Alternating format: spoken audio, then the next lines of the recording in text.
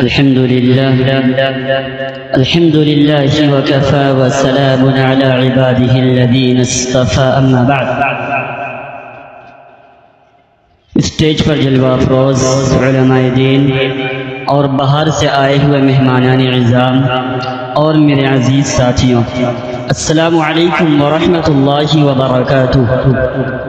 نوجوانان ملت اسلامیہ، دور حاضر کے انسان نے زندگی کے ہر میدان میں جس قدر ترقی کی ہے، اسی قدر اس کی اخلاقی قدروں میں گراوٹ آئی ہے.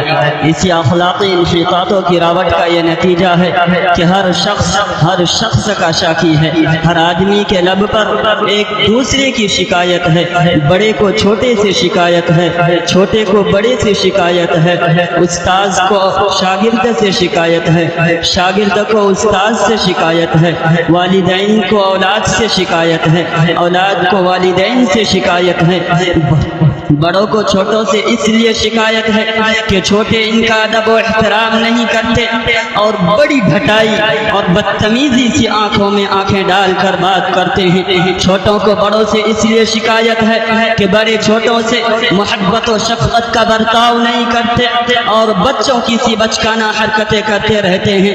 استاذ کو شاگرد سے اس لیے شکایت ہے کہ شاگرد ان کا حکم نہیں مانتے اور شاگرد کو استاذ سے اس لیے شکایت ہے کہ استاذ شاگرد کے سامنے موقر انداز میں نہیں رہتے اور سطحیت کے مظاہرے کرتے ہیں. والدین کو اولاد سے اس لیے شکایت ہے کہ اولاد بلا تأمل ان کی نافرمانی کرتی ہے اور بات بات پر جھڑکیاں دیتی ہے.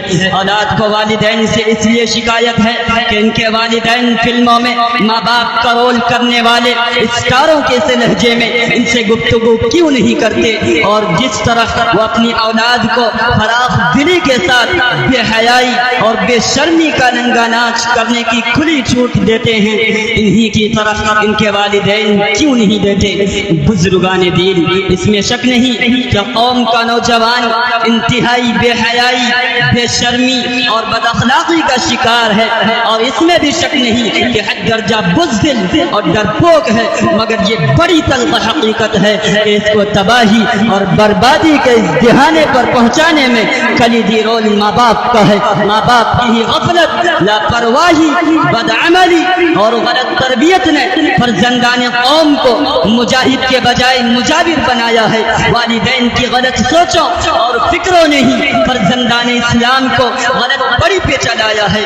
عظیم المرتبت بزرگوں، آپ کو شکایت ہے کہ آپ کے بیٹے آپ کی نہیں سنتے، آپ کی خدمت نہیں کرتے، آپ کو ڈانٹتے ہیں، آپ کی نافرمانی کرتے ہیں. مگر کیا آپ نے کبھی اس پہلو پر بھی غور کیا کہ آپ اپنے رب کی کتنا مان کر چلتے ہیں اور اس کے پاک رسول جناب محمد رسول اللہ صلی اللہ علیہ وسلم کے ارشادات پر کتنا عمل کرتے ہیں؟ میرے غیور مسلمان بھائیوں، ذرا سوچو تو صحیح، آپ جب خود اللہ اور اس کے رسول کی مان کر نہیں چلتے تو آپ کے بیٹے آپ کی مان کر کیوں کر چلیں گے؟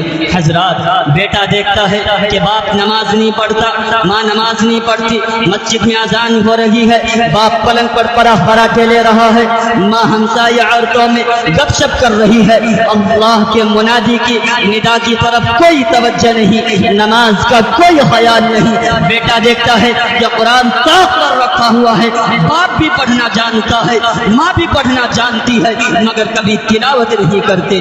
بیٹا دیکھتا ہے کہ باپ ہمیشہ دوسروں کے بقیے ادھیرنے کی فکر میں رہتا ہے، ماں پڑوسیوں کو تانا دینے میں نہیں چوکتی.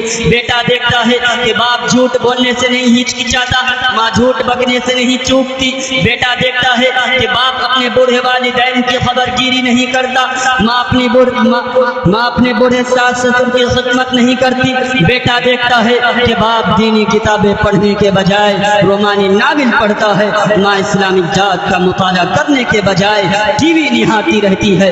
بیٹا دیکھتا ہے کہ میں بڑا سے بڑا جرم کر لیتا ہوں، ماں باپ ٹوکتے نہیں، ماں باپ روکتے نہیں، غیر میرے جرموں کی شکایت کرتے ہیں، جب بھی میرے جرموں کا نوٹس نہیں لیتے اور الٹا مجھے چنکارتے ہیں، شاباشی دیتے ہیں. حضرات، میں ان چند باتوں پہ اپنی تقریر کو ختم کرنا چاہوں گا اس شعر کے ساتھ کہ غلامان محمد جان دینے سے نہیں ڈرتے غلامان محمد جان دینے سے نہیں ڈرتے، یہ سر کٹ جائے یا رہ جائے کچھ پرواہ نہیں کرتے۔ وآخر دعوانا الحمدللہ رب العالمین۔ بہت اچھی، شاباش۔ آئیے حضرین